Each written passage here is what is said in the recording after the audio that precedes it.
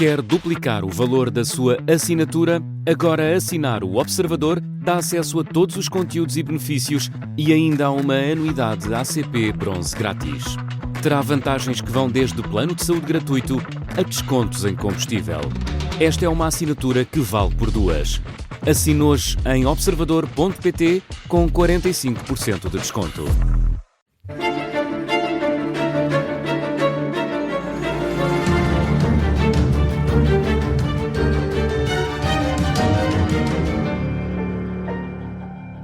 Bem-vindos ao Real Político, uma conversa sobre a política e a atualidade, todas as semanas aqui na Rádio Observador e em podcast. Eu sou o Miguel Pinheiro. Eu sou o Sérgio Sousa Pinto. Tu és o Sérgio Sousa Pinto. Nós hoje vamos falar sobre a aprovação do orçamento, sobre a nova radicalização de André Ventura, com os cartazes e com a frase dos três Salazares. Mas antes, vamos falar sobre o futuro do Bloco de Esquerda sem Mariana Mortágua. A grande dúvida de toda a gente que nos está a ouvir é saber se isto é uma crise passageira ou se o Bloco vai mesmo acabar. A tua bola de cristal diz o quê, Sérgio? A minha bola de cristal geralmente está orientada para o passado. São as que resultam melhor. Raramente falha. Eu acho que sobre o Bloco de Esquerda é tão interessante o problema do futuro como o problema do passado. Ou saber, perceber de onde vem o esquerdismo, de onde vem o radicalismo de esquerda e o comunismo ou o protocomunismo, e depois podemos também discutir para onde é que ele irá.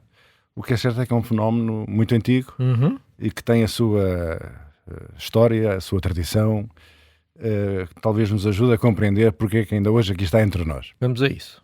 Ora bem. E porque é que se calhar não vai desaparecer? Ora bem, a história do esquerdismo começa verdadeiramente na Revolução Francesa, não é verdade? Na Assembleia, tanto na Assembleia como na Convenção, a extrema-esquerda sentava-se nas cadeiras mais altas da sala dos Menu Plaisir, que era onde ela funcionava, e por sentar nas cadeiras mais altas, mais distantes, enfim, como hoje acontece no plenário da Assembleia da República, ficaram conhecidos como a Montanha, La Montagne, não é verdade? E aí acotovelavam-se os jacobinos e ainda um grupo mais radical que os jacobinos, que eram conhecidos como os enragés, ou seja, os raivosos, os enraivecidos, que também eram tratados como os irracionais. Também havia este apodo para este grupo. Bom, cada pessoa que estiver a ouvir escolhe o que preferir. Exatamente, eu acho que a montanha é o melhor. Depois havia o meio. O meio, coitado, até aos dias de hoje, nunca teve direito também a ser bem tratado. O meio, que era no fundo o centro, não é? Não era bem centro, porque era um centro muito orientado para a esquerda, era um centro revolucionário, eram todos revolucionários, eram todos homens da Revolução Francesa, boa parte deles acabaram guilhotinados, como é sabido, daí vem aquela expressão, a Revolução devora os seus filhos, não é? Quem foi fundamentalmente cilindrado pela Revolução Francesa foi a esquerda.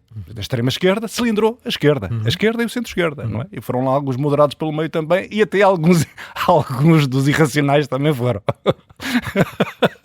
Dava para todos. Estamos aqui a rir, eu não sei qual é que é a graça, estamos a falar de pessoas. Estamos a rir porque foi em 1789. Exatamente. Se estivéssemos em 1790, não estaríamos a rir. É vida. Seria só para ficar claro para os nossos... Podemos agora achar graça ao Robespierre. Já dá para achar graça. Robespierre foi um homem intelectualmente superior. Um homem excepcional. Uma das grandes cabeças da política do século XVIII. Não foi só uma grande figura política, era um homem intelectualmente superior. Infelizmente era um fanático, amarrado a uma determinada ideia de virtude, e foi um monstro. Robespierre foi um monstro. E portanto, o período robespierriano, também conhecido como o terror, primeiro o terror, depois o grande terror.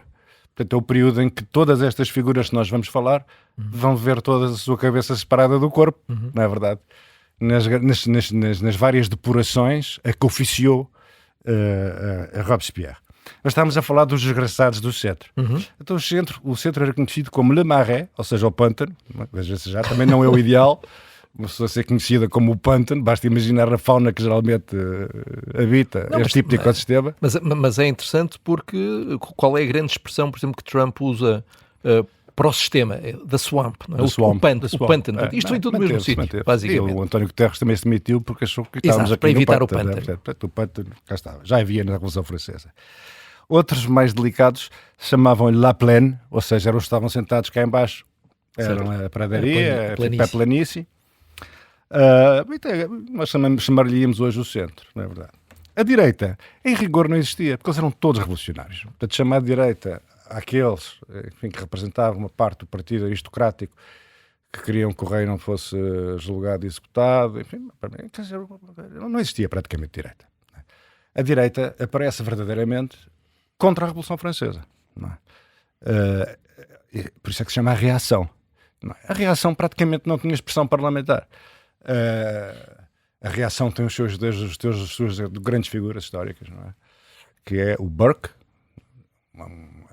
um reacionário, conservador e também um grande intelectual, e na minha opinião o maior de todos, Joseph de Maistre, que é o grande reacionário do século XVIII e o grande denunciador da Revolução Francesa, do sistema liberal, da democracia. É o grande reacionário que escrevia sumptuosamente, eu chamo-lhe o Voltaire da direita, e que era verdadeiramente um ultramontano. Ele achava que a política devia seguir as orientações do Vaticano, e os soberanos absolutos são apenas lugares tenentes de Deus na Terra. E, portanto, toda a autoridade está para lá dos Alpes, para lá das montanhas, em Roma. Por isso é que existe a expressão ultramontanismo. Bom, mas voltemos então à extrema-esquerda, que é o tema que nos ocupa aqui hoje. Ora bem, Robespierre e os jacobinos, apoiados nos jacobinos e na Comuna de Paris, que era a parte mais radicalizada da sociedade francesa, toda a esquerda revolucionária, vamos falar da Revolução Francesa, são todos revolucionários, estão todos a construir um mundo novo, sem referências, a partir do nada, uma experiência histórica única, não é? Sim, muda tudo, os anos, tudo. Só comparável a 1917 na Rússia. Sim, muda tudo, os anos, o nome dos dias, as semanas têm 10 dias, o 18 de Brumário, o não sei quê predial ou de preirial, não sei bem, enfim, todas as referências mudam. A abolição da religião, o festival em que aparece Robespierre vestido quase como uma deusa, enfim, o festival do Ser Supremo, o culto do Ser Supremo, não? Que no fundo é a razão. Enfim, bom.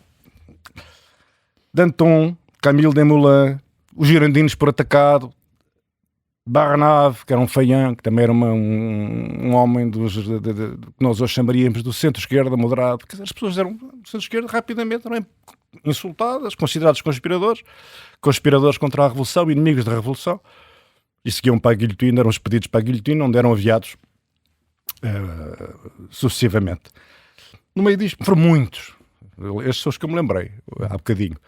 E também foi o pobre Hébert. Hébert era um dos tais irracionais, não é? Ainda estava à esquerda dos jacobinos, estava à esquerda da montanha e também fez tais desacatos no seu jornal, que nós hoje são sempre uma coisa. Que nós hoje chamaríamos populista, não é? Que também lá foi ele, teve a mesma sorte dos outros. E portanto, de onde é que vem esta é a origem da extrema-esquerda. A extrema-esquerda tem esta origem remota, não é? A partir da 1917 e da Revolução Comunista. Ainda antes da Revolução Comunista há a chamada Segunda Internacional, que é quando os partidos socialistas democráticos e sociais-democratas, convém repetir sempre, é exatamente a mesma coisa, se separam da Primeira Internacional, fundada por Karl Marx, e depois vamos assistir a seguir a Revolução de 1917 mais um conjunto de dissidências. E aparecem os trotskistas, os comunistas propriamente ditos, que são marxistas, leninistas, são os leninistas, marxistas são todos, até os socialistas também são marxistas, os maoístas, seguidores da Revolução Chinesa. Ora bem, em 60 vem a divisão dos maoístas com os soviéticos, não é? É verdade, em 60. Exatamente. Há essa cisão e aparecem logo imediatamente em todo o mundo ocidental as capelinhas representativas de todas essas dissidências. Incluindo em Portugal dos maoístas, não é? O Francisco Rodrigues, não é? Francisco Martins Rodrigues. Nós temos maoístas de várias tonalidades, porque não te esqueças que a Como UDP, não podia deixar de ser. A UDP também era maoísta, só que era de inspiração albanesa. E o comunismo albanês era um comunismo muito próximo do chinês, enfim, como referência ao comunismo chinês. Isso deu origem ao UDP, o trotskismo deu origem ao PSR, e, portanto, e a plataforma de esquerda, salvo erro, que também acho que está na origem da plataforma 21. Plataforma 21 que está. Mas é assim uma coisa mais... aí não tem este histórico. De facto, o PSR inicialmente ainda se chamava a Liga Comunista Internacional, quando surgiu em 73. Exatamente. E depois... Da Quarta Internacional. Precisamente. E depois o PSR, no fundo, já é uma junção da LCI com... um PC qualquer coisa, já não sei. Juntaram-se depois e depois ficou o PSR. Muito bem, exatamente. Francisco Louçã no PSR, portanto, o UDP, inicialmente o Chico Martins esteve lá, mas tivemos o Luís Fazenda, o Major Tomé, e depois o Luís Fazenda, que esteve na Fundação, e da Plataforma 21 vem o Miguel Portas. Miguel Portas, que a Plataforma 21 eram sobretudo dissidentes do PCP, não é verdade? Dissidentes não todos, era o Barros Moura. Deixa-me só contar aqui uma das coisas que esteve na base da saída do Miguel Portas do PCP, que é uma das minhas histórias preferidas, e que também mostra um bocadinho aquilo que o Bloco de Esquerda perdeu hoje, que foi o sentido do humor. Mas então, portanto, só para não nos perdermos, o Bloco de Esquerda é da junção de 3 movimentos, 3 mais 1, mas pronto, porque a seguir entra a ruptura FER, mas enfim, são os trotskistas do Louçã, PSR, a UDP, maoístas, Pró-albanesa, diz? Pró-albanesa, e depois o movimento 21, o Manifesto 21, agora não me estou a lembrar. Mas então o Miguel, Política 21. Repara que ficou fora disto o MRPP. Ficou fora, graças a Deus. Mas então, o Miguel Portas contava a história de quando é que começou a perceber que aquilo no PC não ia lá, porque ele nos anos 80 teve uma revista que era Contraste, e então a dada altura eles decidem fazer uma revista sobre festas. Na altura Álvaro Cunhal estava à frente do PCP, claro, e ele conta que para fazer esse número sobre festas, o Ruizinho que teve uma ideia de uma capa que o título era Ai Álvaro, faz-me festas mais avante. Este era. E o Miguel Portas decidiu tirar o Ai Álvaro e deixou só o faz-me festas mais avante, mas nem isso Cunhal perdoou. Ele começou a perceber que o PCP não era assim muito interessante. Enfim, Política 21 e depois Bloco de Esquerda. Mas, portanto, Bloco de Esquerda, não te queria interromper, Sérgio, vem da junção de todos estes movimentos que se foram separando entre a Revolução Francesa, a Revolução Russa e a crise entre o Partido Comunista Chinês e o Partido Comunista da União Soviética. Está tudo separado e, de repente, eles juntam isto no Bloco de Esquerda. E o Bloco de Esquerda aparece, sendo uma coisa muito antiga, não é? O Bloco de Esquerda aparece como uma novidade. O Barros Moura não tem nada a ver com isto, convém esclarecer, ele fazia parte da Plataforma 21, mas junta-se ao Partido Socialista, um homem, aliás, extraordinário, não é? Ele na faculdade, Barros Moura era um homem muito inteligente, de tal maneira que na faculdade e nos seus anos do PCP, quando era um homem muito influente no PCP, ele era conhecido como o IBM, inteligente Barros Moura. Isso é verdade, já não lembrava disso. Bom, e então, quer dizer, o Bloco de Esquerda, de repente, sendo uma coisa antiquíssima, aparece como ares de novidade. E vai instalar-se ali num território, pretendendo sempre, na boa tradição do esquerdismo, instalar-se à esquerda do PCP. Mas eleitoralmente não era. Eleitoralmente, o bloco de apoio do bloco de Esquerda estava entre o PCP e o Partido Socialista. Eram pessoas que em cada momento se sentiam desapontadas com o Partido Socialista e que também não se consideravam comunistas, e então achavam que o Bloco de Esquerda era assim uma coisa urbana, desempoeirada e gira, basicamente. Deixa-me só acrescentar que tanto era assim, tanto eles queriam ser vistos como estando à esquerda do PC, que a primeira grande polémica do Bloco de Esquerda é quando elege 2 deputados, Francisco Louçã e Luís Fazenda, e eles exigem ficar no Parlamento ao lado à esquerda do PC, não os deixam. Eu tenho esta memória, não fui reconfirmar isto, só me lembrei disto, agora estamos a falar, mas eu tenho uma memória claríssima, pode ser uma falsa memória, mas tenho uma memória claríssima do Louçã e o Fazenda em pé, no hemiciclo, a não se sentarem, enquanto não lhes dessem o lugar à esquerda do PC. Sérgio, isto está melhor do que a encomenda. Nós temos que parar, vamos reconfigurar o programa todo para continuar a falar do Bloco de Esquerda, vamos só parar aqui para ouvir os noticiários e já voltamos com mais Bloco de Esquerda, mas agora a guilhotina já passou.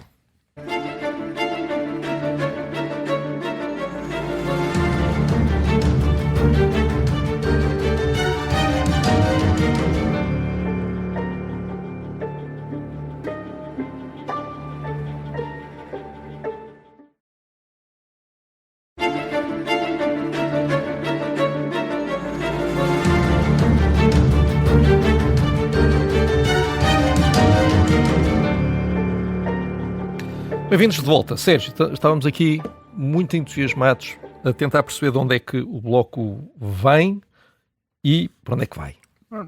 Esquecemos de fazer uma referência que me parece essencial a 1917 e à Revolução Russa, porque falamos da Revolução Francesa, esquecemos de dizer que a Revolução Russa deu origem a um dos maiores morticídios, enfim, da história. Portanto, milhões foram massacrados até ao fim do stalinismo, ainda durante o período de Lenin. Às vezes pretende criar-se esta ideia que Lenin era um escoteiro, mas depois veio o Stalin, que era muito mau, e então milhões foram sacrificados. Não, Lenin também era um homem implacável e cruel. E um dos mais conhecidos, claro, Trotsky. Trotsky convém não esquecer. Foi outro tal como na Revolução Francesa. Trotsky é uma figura extraordinária. Eu compreendo o fascínio que Trotsky exerceu sobre uma parte da esquerda.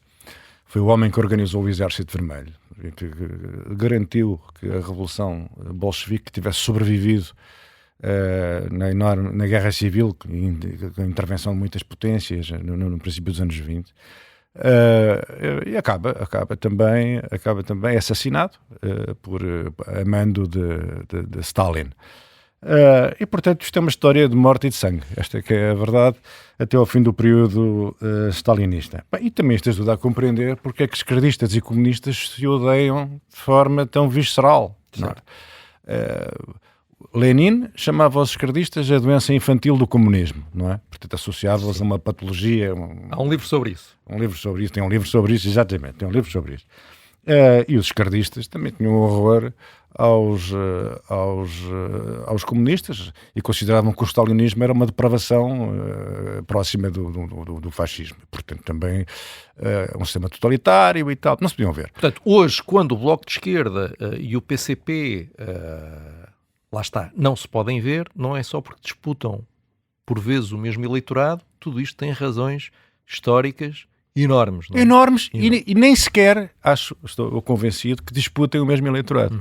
Mas se tu te lembrares, quando foi constituída a geringonça, foram assinados uns documentos numas salas à parte. Certo. Primeiro do PS com o Bloco, e depois do PS com o PCP. O PCP não quis ser visto na mesma sala com o Bloco de Esquerda. Ao fim de 150 anos, ou de mais de 100 anos de rivalidade e de ódios antigos e de incompatibilidades de todos os géneros, não foi possível isso. Aquilo fez quase uma sessão, foi uma ação que foram sessões clandestinas, lembras-te de umas fotografias tiradas por um telemóvel de algum bom samaritano digital. E pronto, e depois o Bloco ficou a dever muito a Francisco Louçã. O Bloco é impensável. Antes do Bloco, já o PSR era um fenómeno político muito relevante na juventude, graças a Francisco Louçã, que é uma pessoa também superior, muito carismática, e também do concurso de Fernando Rosas e de Luís Fazenda, que também se revelaram 3 políticos talentosos, e são eles o segredo do êxito. E o Miguel Portas. E do Miguel Portas também, mas Miguel Portas tiveram um resultado esteve comigo no Parlamento Europeu, portanto ele não esteve tão exposto, digamos assim, à política nacional. Miguel Portas esteve no Parlamento Europeu. O Francisco Louçã, há uma história que eu defino muito bem, que é de que é contada há uma biografia dele, do António Simões do Paço, conta que ele, ali a dada altura, o Pedro Santana Lopes, quando eles eram miúdos, estavam no liceu, não é? O Francisco Louçã era tão sério que o Pedro Santana Lopes lhe deu, não sei se era 20 escudos, se ele dissesse um palavrão. E ele não disse. Não disse o palavrão. E realmente Francisco Louçã faz lembrar um bocadinho realmente a busca da pureza e da virtude revolucionária, não é? Permanentemente. Mas enfim, pronto. Fernando Rosas, Luís Fazenda, Miguel Portas e Louçã. Mas Louçã, claramente, o líder, não é? Sim, o líder e o mentor, não é? O mentor era a pessoa politicamente mais inspirada, eu diria, do grupo. E depois o Bloco foi vivendo desse capital, não é? O capital foi exaurindo. Cada vez que o Partido Socialista se apresentava ao país e convencia o país de que tinha condições para vencer eleições e governar, o efeito voto útil dizimava o Bloco e o Bloco... Sim. Sendo que o Bloco conseguiu um lugar próprio através das causas fraturantes, lá está, que jamais seriam colocadas politicamente pelo PCP, que é um partido muito conservador. As escolas faturantes vêm todas do Partido Socialista e desde teu criado, porque foi a despenalização do aborto, 1997, o reconhecimento das uniões de facto homossexuais, de 1998. Quer dizer, eu acho que uma das coisas que contribuiu para o aparecimento do Bloco de Esquerda foi justamente a frustração na esquerda da posição muito conservadora do Partido Socialista na altura em que esses temas foram... António Guterres ajudou a criar o Bloco. António Guterres ajudou, na minha opinião, ajudou a criar o Bloco. Fez uma avaliação errada do país, achou que o país era muito mais conservador do que o país realmente era. António Guterres, católico, não é? Um líder do PS católico, para ele... Era contrário à legalização do aborto. Exatamente. Enfim, e essa foi a grande clivagem. Essa clivagem, depois a questão dos homossexuais também gerou outra clivagem rigorosamente igual e, portanto, isso gerou um território político vazio e como na política não há vazios... O Bloco ocupou. Bem, depois só falta já agora falar a seguir à Segunda Guerra Mundial, o mundo está dividido em dois blocos, o bloco liberal capitalista comandado pelos Estados Unidos, o chamado mundo livre, e do outro lado o bloco totalitário soviético e pró-soviético. E no meio disto há uma esquerda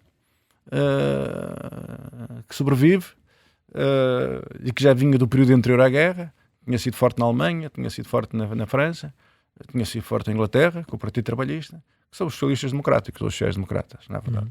E esses vão vencer eleitoralmente no pós-guerra, vão ser os partidos dominantes do pós-guerra. Nos anos 70, praticamente a Europa toda ela é socialista e social-democrata. E, portanto, há aqui uma parte da esquerda que, como eu costumo dizer, não só contribuiu decisivamente para a construção das sociedades em que nós hoje vivemos, Estado de Previdência e tal, concorreu decisivamente com a democracia cristã, como é evidente, também partilhou o poder nesses anos todos, mas sobretudo, que é o que mais me orgulho, não tem as mãos sujas de sangue.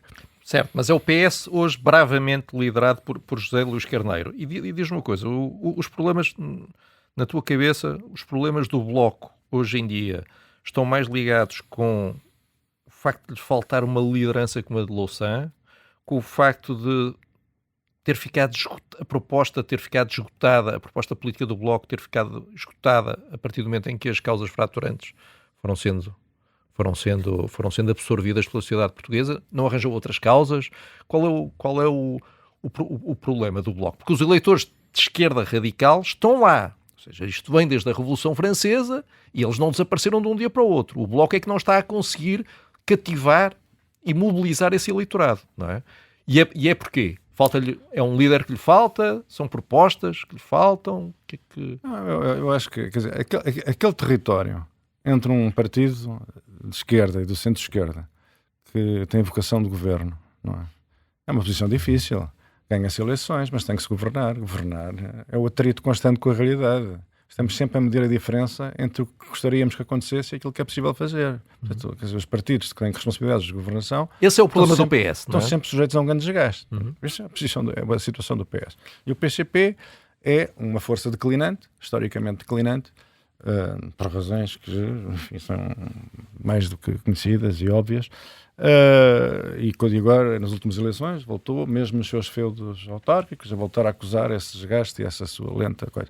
E o Bloco de Esquerda, a quem tudo já tinha acontecido, ocorre também o aparecimento do livro, que é mais uma alternativa que sempre existiram na política portuguesa. Eram os defensores da via original para o socialismo, os defensores de uma via portuguesa, quer dizer, o mundo não percebeu como é que se fazia para chegar a uma sociedade socialista, mas agora nós portugueses íamos certamente encontrar um caminho novo e nunca antes explorado, mais uma vez, mares nunca antes navegados. E portanto sempre existiu Pintacilguismo, depois havia aqueles depreciativamente chamados a esquerda festiva. A esquerda festiva eram os tipos do foi girar a festa pá, não sei o que e tal. Quer dizer, geralmente historicamente não carregam um passado tão pesado, não é? De fracassos e barbaridades, mas que sempre existiram. Em certas fases históricas eram os grandes defensores de uma grande convergência entre o PS e o PCP, não é? E portanto essas forças políticas, há sempre ali há um espaço sempre ali, mais ou menos disponível para ser ocupado entre o PCP declinante e a esquerda do PS, não é? Mas o Bloco acaba e fica ao livre? O LIVRE provavelmente será do plano político-sociológico, temos que o bloco social do LIVRE e o bloco social do Bloco, eu acho que tendem a sobrepor-se. São um eleitorado urbano e que acha que provavelmente aquelas ideias são política, económica e socialmente mais progressistas e mais avançadas e mais ambiciosas do que aquelas que defende o Partido Socialista. Já não vão votar no PCP, que é o partido daqueles senhores que estão...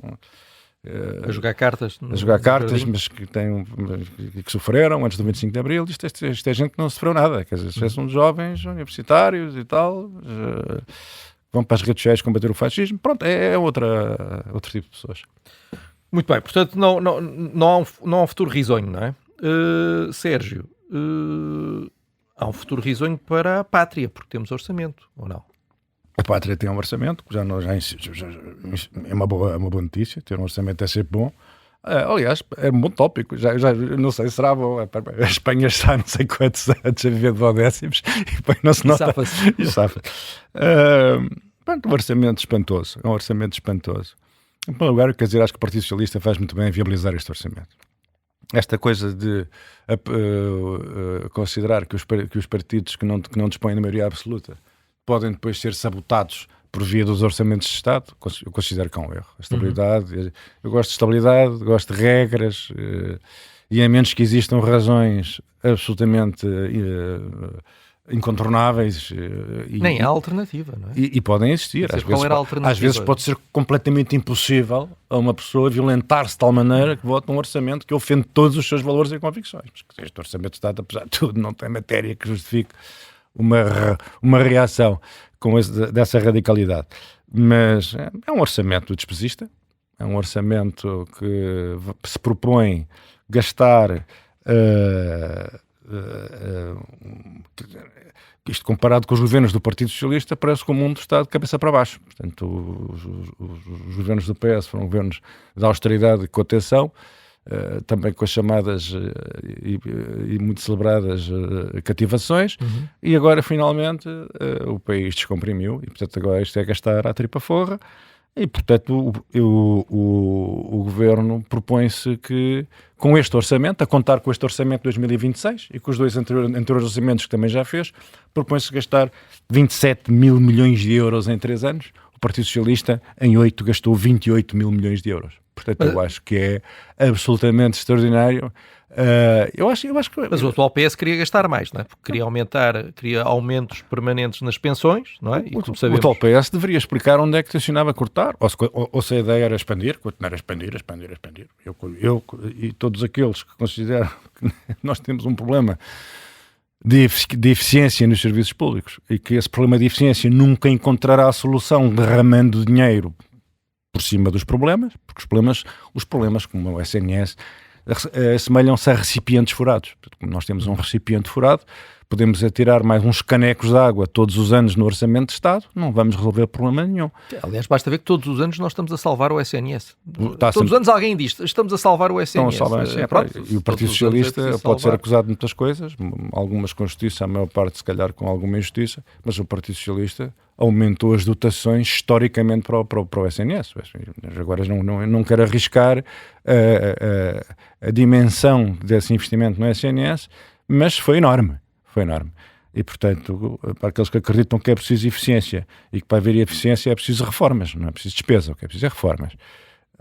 E para aqueles que acham que estamos a pagar e que novas gerações, e todos socialmente, não são só os jovens, são sobretudo os jovens, mas somos todos, estamos a pagar um preço enorme pela falta de crescimento económico que se veja, a evolução fiscal que vai continuar, o Estado não para de crescer, de absorver recursos da economia. Sim. Até quando baixa impostos aumenta o que arrecada. Não baixa nada. O Estado quando baixa impostos, no cômputo geral, sobe sempre. Sim. Quer dizer, arranja sempre maneira, manipula os escalões, quando vai à contratação social, contrata 5, os escalões só atualizam 3, não sei o quê. Portanto, quer dizer, o encaixe do Estado nunca para.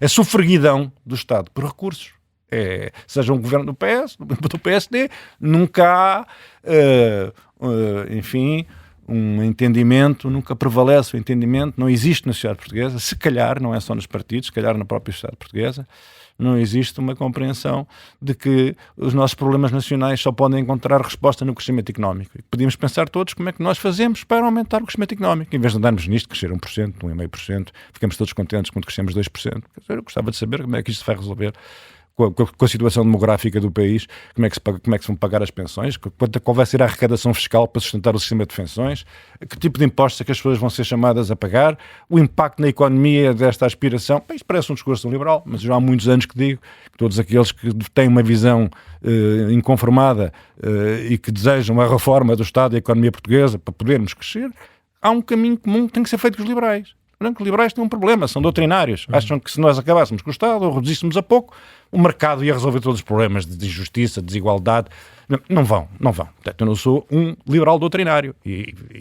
Não és um neoliberal de casino. O liberal doutrinário é um ortodoxo igual aos marxistas. Pronto, tem lá uma cartilha enfiada na cabeça e, portanto, ele acredita que quando a realidade, meia dúzia de marteladas, encaixa-se a realidade na cartilha. Eu não acredito nisto, não acredito que o mercado por si só resolva os problemas de profunda desvantagem em que estão muitas pessoas, em que nascem muitas pessoas, em que estão muitas pessoas vulneráveis. Quer dizer, não acredito nisto. De qualquer forma, agora acho que há um caminho a fazer com os liberais. E o caminho a fazer com os liberais é remover os obstáculos ao crescimento do país. Mas este orçamento não faz esse caminho. Não faz isso. E, portanto, é mais do mesmo, não é? Pronto, é um orçamento muito conservador, de um governo muito pouco ambicioso, na minha opinião, ambicioso e descrente do crescimento económico. Já deve estar a rezar para crescer mais umas décimas percentuais e segue a nossa vida.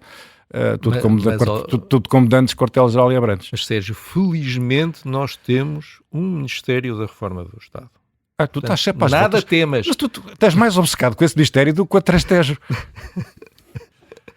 Então o que é que és que ele criou um Ministério e ele depois fica à espera que o Ministério ministeria. Mas não ministeria nada. O que é que eu...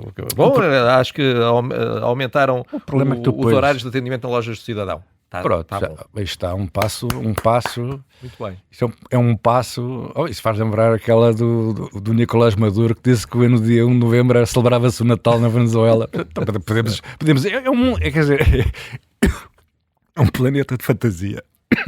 Sérgio, quando tosses um bocadinho, onde aparecem estas realizações históricas. Olha, até te engasgas. Olha, vamos aproveitar os poucos minutos que temos para cumprir a promessa de falar aqui nesta nova onda de radicalização de André Ventura. Eu, na semana passada, achei, porque acreditei no homem, achei que a estratégia de André Ventura, já na primeira volta das presidenciais, era a de fazer disto um combate entre a esquerda e a direita para alargar o seu campo potencial de recrutamento. Mas parece que não é assim. Eu agora estou convencido, esta semana estou convencido de que André Ventura vai fazer um espelho da estratégia de Soares em 86. Estamos sempre a falar das eleições de 86, mas são incríveis. O que é que eu hei de fazer?